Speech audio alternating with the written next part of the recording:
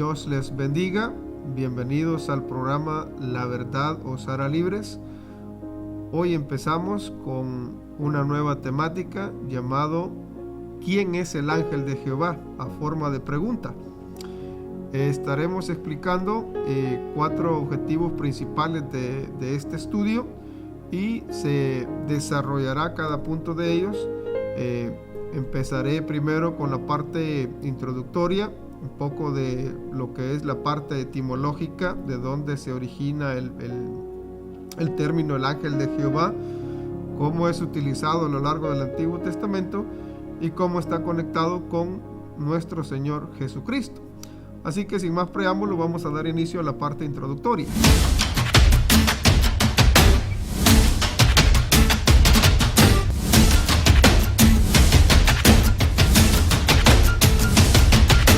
Quizá durante mucho tiempo has leído la Biblia y te has encontrado con el ángel de Jehová o el ángel del Señor.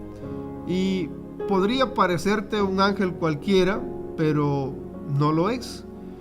Quizá no hayas puesto atención a sus características, pero las estudiaremos juntos ahora, y al final de este estudio podrás entender que no es un simple ángel como muchos estudiosos piensan.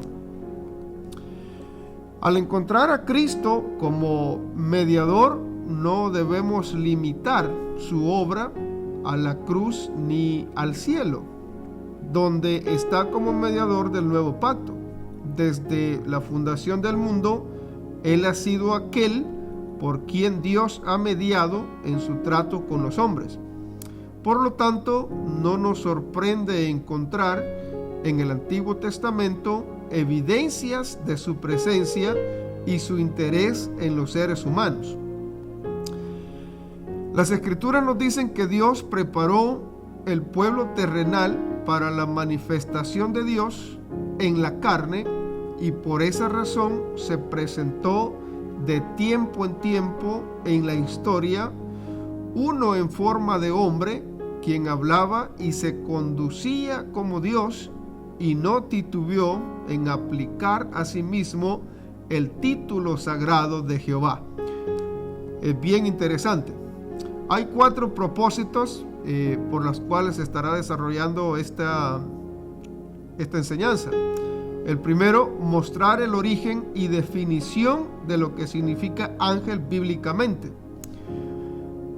Objetivo número 2 sería mostrar las diferentes formas en que se ha manifestado el ángel de Jehová. A esto se le llama teológicamente teofanías. Otros teólogos le llaman cristofanías.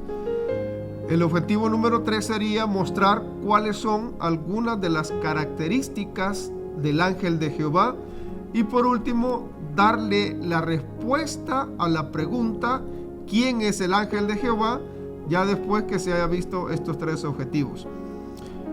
Y empezamos con el primero, origen y definición de lo que es ángel.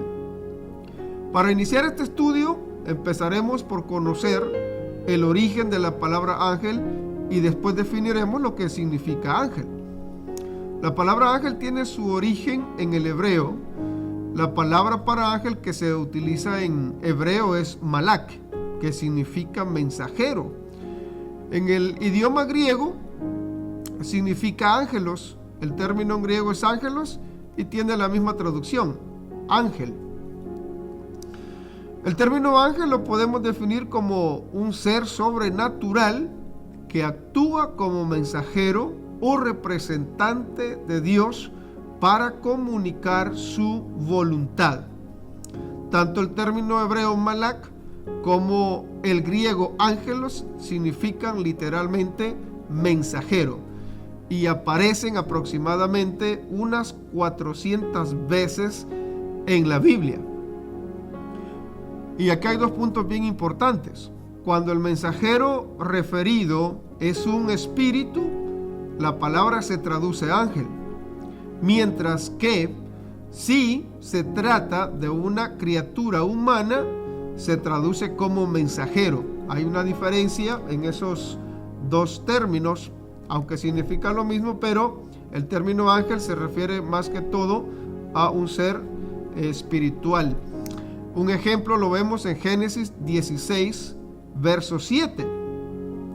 Y la halló el ángel de Jehová junto a una fuente de agua en el desierto, junto a la fuente que está en el camino de Shur. Aquí en este ejemplo se refiere a un ser espiritual que se manifestó a Agar. Por tal razón se traduce como ángel. ¿Por qué? Porque es un ser sobrenatural que a Agar se le apareció. En Génesis capítulo 32, verso 3, dice: y envió Jacob mensajeros delante de sí a Esaú, su hermano, a la tierra de Seir, campo de Edom. En este ejemplo, los mensajeros son personas que fueron enviadas a comunicar el mensaje de Jacob a Esaú. Ahí podemos ver un ejemplo claro de cada una de las referencias a las que he hecho para que se entienda las dos cosas. Ahora, ¿cuáles son las formas en que se ha manifestado el ángel de Jehová? A esto se le llama teofanías o apariciones visibles. Y lo explico ahora. ¿Qué es una teofanía? Bueno, teofanía es una manifestación, aparición o revelación de la divinidad. Viene de la palabra griega teofaneia, palabra que se compone de teos, que significa Dios, y fainó, que significa aparecer. Ese es el verbo. Ahora, primeramente significa la aparición de Dios en forma humana. Para que nos quede claro y dejemos a un lado el lenguaje técnico, simple y sencillo significa la aparición de Dios en una forma humana. Estas apariciones en el Antiguo Testamento se dieron en breves períodos durante los cuales el único y verdadero Dios vino a la tierra en forma de hombre. Como hombre, Dios caminó, conversó, compartió alimentos y momentos de amistad con otros hombres. Y vemos una serie de ejemplos que ya a lo largo de la enseñanza se estarán explicando. Durante estas apariciones o manifestaciones, Dios pudo ser visto, tocado y escuchado por los ojos, manos y oídos humanos. Es decir, Dios se manifestó literalmente en la carne y habitó entre nosotros. Es decir, el invisible se hizo visible y lo inmaterial se hizo material, sin dejar de ser deidad ni siquiera por un momento. Y esto al final se estará conectando con la persona de Jesucristo. La verdad de que Dios tomó forma humana en el Antiguo Testamento prepara el camino para la encarnación del Hijo de Dios en el Nuevo Testamento. A través de la historia bíblica, Dios se le apareció a varios personajes bíblicos. Encontramos diversas teofanías o manifestaciones de Dios, ya sean en forma humana, en forma de sueños o en forma de visiones. Note algo, que las teofanías, es decir, las apariciones de Dios en forma humana, tangible, visible, pueden acontecer en tres formas muy diferentes: en forma humana, palpable, visible, en forma de sueños o visiones. Tocamos la primera, teofanías o manifestaciones en formas humanas. Vamos a ver varios ejemplos para que citemos varias citas bíblicas y no saquemos doctrina de un solo verso bíblico. En Éxodo capítulo 3, verso 1 y hasta verso 15, el ángel de Jehová se le aparece a Moisés. Es una cita bíblica muy larga, pero hay necesidad de leerla y se va a estar haciendo un corto análisis de este texto. Apacentando Moisés las ovejas de Jetro, su suegro, sacerdote de Madián, llevó las ovejas a través del desierto. y llegó hasta Horeb, monte de Dios. Y se le apareció el ángel de Jehová en una llama de fuego en medio de una zarza. Y él miró y vio que la zarza ardía en fuego y la zarza no se consumía. Entonces Moisés dijo: iré yo ahora y veré esta grande visión. Él pensó que era una visión. ¿Por qué causa la zarza no se quema? Y el verso 4 dice: viendo Jehová que él iba a ver, lo llamó Dios de en medio de la zarza y dijo: Moisés, Moisés. Y él respondió: heme aquí. Y dijo: no te acerques, quita tu calzado de tus pies, porque el lugar en que tú estás, tierra santa es. Y dijo: yo soy el Dios de tu padre, Dios de Abraham, Dios de Isaac y Dios de Jacob. Entonces Moisés cubrió su rostro porque tuvo miedo de mirar a Dios. Dijo luego Jehová, y aquí vemos algo bien interesante: bien he visto la aflicción de mi pueblo que está en Egipto, y he oído su clamor a causa de sus exactores, pues he conocido sus angustias, y he descendido para librarlos de la mano de los egipcios y sacarlos de aquella tierra a una tierra buena y ancha, a tierra que fluye leche y miel, a los lugares del cananeo, del eteo, del amorreo, del fereceo, del heveo y del jebuseo. El clamor pues de los hijos de Israel ha venido delante de mí, y también he visto la opresión con que los egipcios los oprimen. Ven por tanto ahora, y te enviaré a Faraón para que saques de Egipto a mi pueblo, los hijos de Israel. Entonces Moisés respondió a Dios: ¿quién soy yo para que vaya a Faraón y saque de Egipto a los hijos de Israel? Y él respondió: ve, porque yo estaré contigo, y esto te será por señal de que yo te he enviado. Cuando hayas sacado de Egipto al pueblo, serviréis a Dios sobre este monte. Dijo Moisés a Dios: he aquí que llego yo a los hijos de Israel y les digo: el Dios de vuestros padres me ha enviado a vosotros. Si ellos me preguntaren: ¿cuál es su nombre?, ¿qué les responderé? Y respondió Dios a Moisés: yo soy el que soy.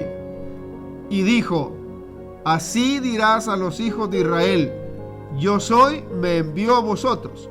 Además dijo Dios a Moisés: así dirás a los hijos de Israel: Jehová, el Dios de vuestros padres, el Dios de Abraham, el Dios de Isaac y Dios de Jacob, me ha enviado a vosotros. Este es mi nombre para siempre, con él se me recordará por todos los siglos. Bastante largo el pasaje, pero necesitábamos establecer el texto para que podamos analizarlo un poco. Vemos aquí que la aparición a Moisés es hecha por el ángel de Jehová en una llama de fuego en medio de la zarza. Y cuando Moisés se acercó, le habló Dios de en medio de la zarza. Es decir que tenemos al ángel de Jehová en medio de la zarza y a Dios hablando desde el mismo lugar.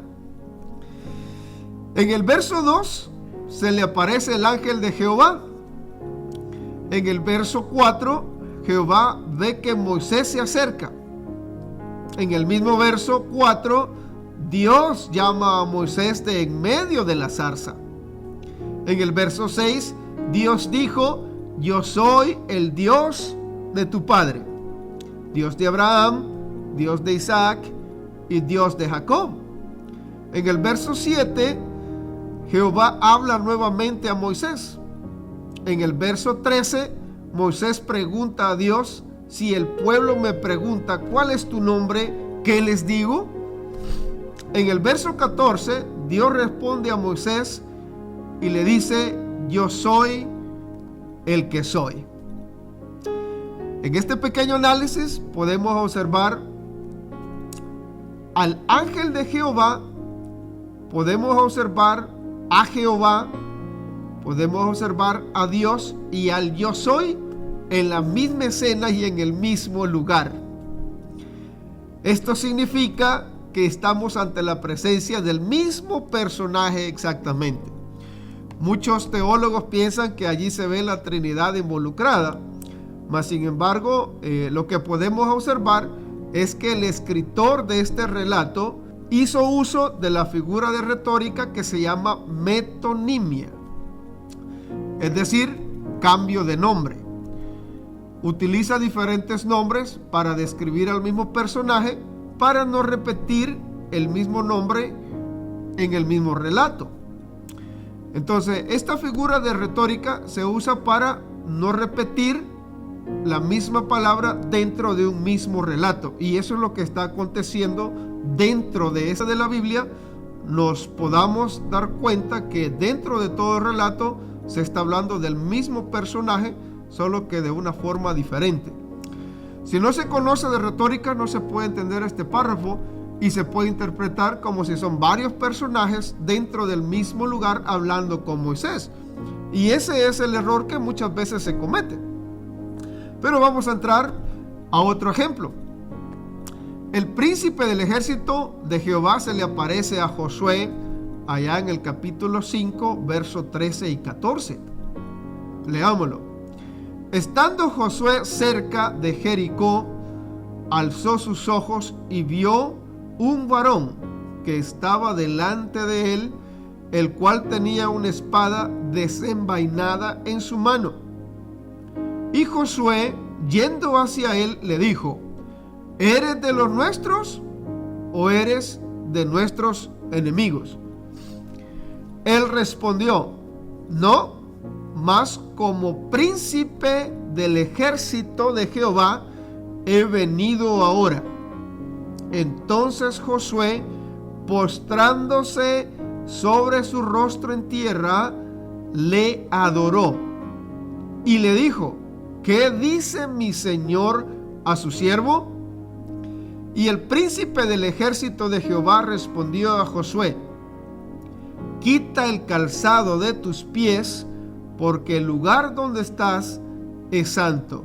Y Josué así lo hizo. Pequeño análisis. En el verso 13, Josué ve a un varón, es decir, un ser humano común y corriente.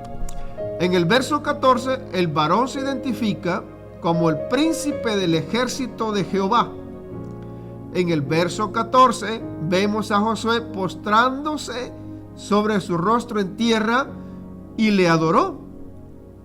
En el verso 14, también vemos a Josué reconociendo a este príncipe del ejército de Jehová, recibiendo adoración de Josué. Y es aquí donde se pone bastante interesante este asunto, porque en el verso 14 ya vemos a Josué diciendo mi señor, que es el equivalente en hebreo a Adonai, que se utiliza solamente para la deidad. Es decir, Josué está reconociendo que este príncipe del ejército de Jehová es Dios mismo manifestado en carne a través de este príncipe del ejército de Jehová, y se pone al servicio de él diciendo: ¿qué dice mi Adonai? Es decir, mi señor, a su siervo. Es decir, se humilló y reconoció y se postró delante de él. Josué, se reconoció de inmediato el carácter sobrenatural de este visitante. Josué estaba en la misma presencia de Dios en ese instante. Entonces Josué, postrándose sobre su rostro en tierra, le adoró y le dijo: ¿qué dice mi señor a su siervo? En el verso 14, Josué cayó sobre su rostro y adoró. La adoración dada a este mensajero del Señor era dirigida a Dios mismo. Ahora, si esta adoración que le hizo Josué a este personaje, y este personaje no la rechazó, surge la pregunta: ¿quién es esta persona para que reciba adoración de un ser humano? ¿Es pecado adorar a los ángeles y a los hombres? Apocalipsis 19, verso 10 nos da la respuesta. Yo me postré, dice Juan, a sus pies para adorarle, refiriéndose al ángel que le daba el mensaje. Y él me dijo: mira, no lo hagas. Yo soy consiervo tuyo y de tus hermanos que retienen el testimonio de Jesús.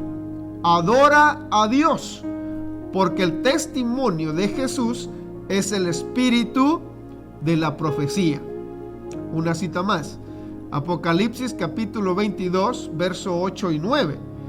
Yo, Juan, el que oyó y vio estas cosas, y después que las hube oído y visto, me postré para adorar a los pies del ángel que me mostraba estas cosas. Pero él me dijo: mira, no lo hagas, porque yo soy consiervo tuyo, de tus hermanos los profetas y de los que guardan las palabras de este libro. Adora a Dios. El impacto total del contexto del pasaje indica que una persona sobrehumana está presente. Es decir, Josué está en la misma presencia de la deidad. Es Dios mismo al frente de Josué. El comandante del ejército de Jehová es Dios mismo. Dios ha venido a dirigir y a luchar por su pueblo. En el verso 15 escuchamos al príncipe del ejército de Jehová diciéndole a Josué que se quite el calzado de sus pies, porque el lugar que pisa santo es. ¿No le parece algo familiar esta expresión?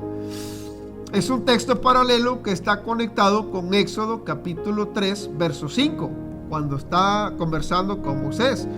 Y dijo: no te acerques, quita tu calzado de tus pies, porque el lugar en que estás, tierra santa es. Ahí podemos ver ese paralelismo que existe entre ese pasaje con Josué y con Moisés allá enfrente de la zarza.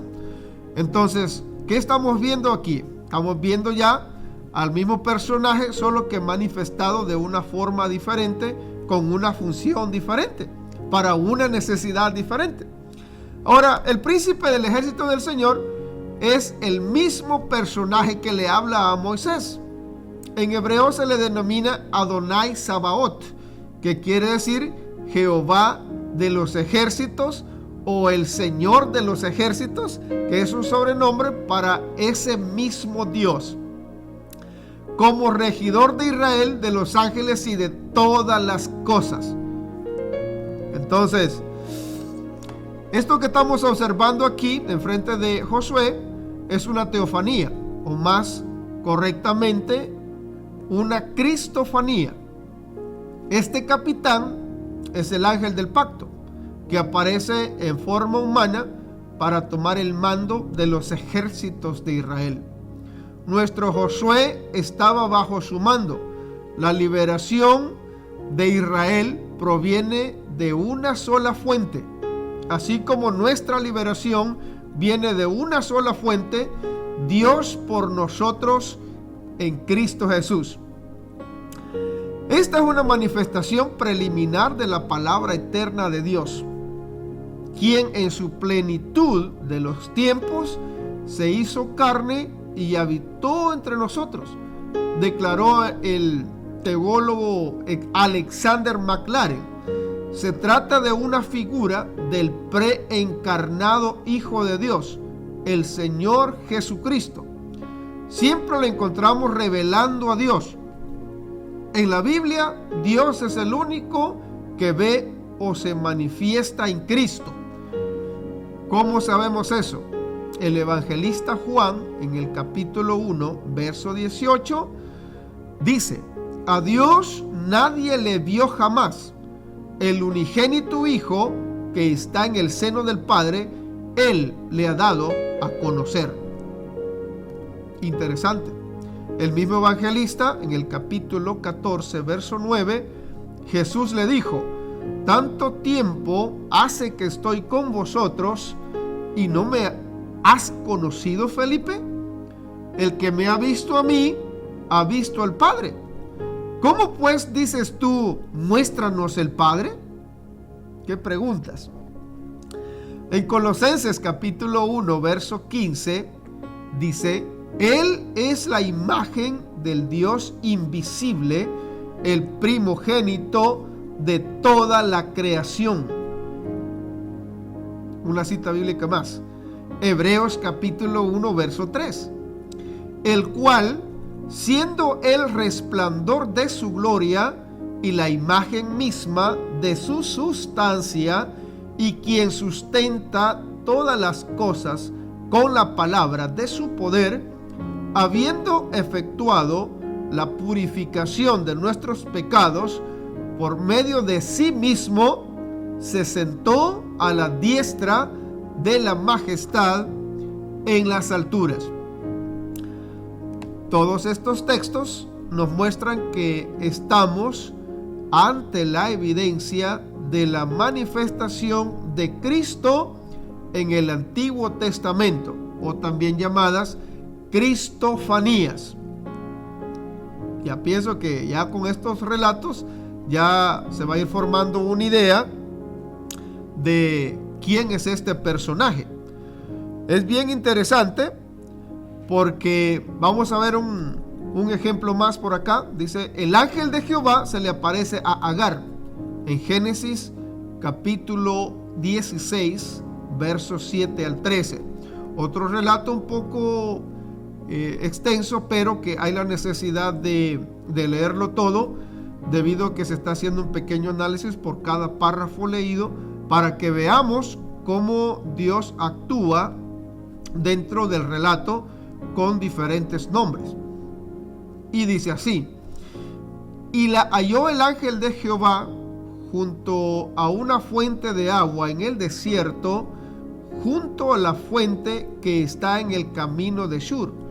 Y le dijo: Agar, sierva de Saraí, ¿de dónde vienes tú y a dónde vas? Y ella respondió: huyo de delante de Saraí, mi señora. Y le dijo el ángel de Jehová: vuélvete a tu señora y ponte sumisa bajo su mano. Le dijo también el ángel de Jehová, pongamos atención a estas palabras, a estos verbos: multiplicaré tanto tu descendencia que no podrá ser contada a causa de la multitud. Es una promesa similar a la que Dios le da a Abraham, de que iba a tener una descendencia grande que no la iba a poder contar. Es similar la bendición. En el verso 11, además le dijo el ángel de Jehová: he aquí que has concebido y darás a luz un hijo, y llamarás su nombre Ismael, porque Jehová ha oído tu aflicción. Y él será hombre fiero, su mano será contra todos, y la mano de todos contra él, y delante de todos sus hermanos habitará. Y ahí es una profecía bien profunda que no me quiero meter ahí. Solo nos interesa establecer el texto y explicar el ángel de Jehová. Entonces llamó el nombre de Jehová que con ella hablaba: tú eres Dios que me ve. Esta es la conclusión que saca Agar. Tú eres Dios que me ve. Y aquí está una conjunción explicativa. Porque dijo: ¿no he visto también aquí al que me ve? Entonces podemos observar aquí. En el verso 7 se le aparece el ángel de Jehová a Agar. En el verso 10 el ángel de Jehová le dice a Agar que multiplicará su descendencia y que no podrá ser contada a causa de su gran multitud.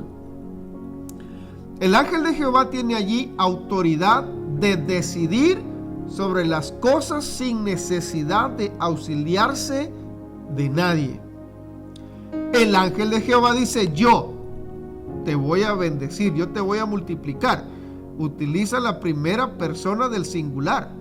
Es decir, él mismo, el mismo ángel que le está hablando, la va a bendecir de esa manera, como en multiplicar su descendencia. Entonces ya aquí solo la palabra o el pronombre en primera persona ya nos tiene un gran mensaje.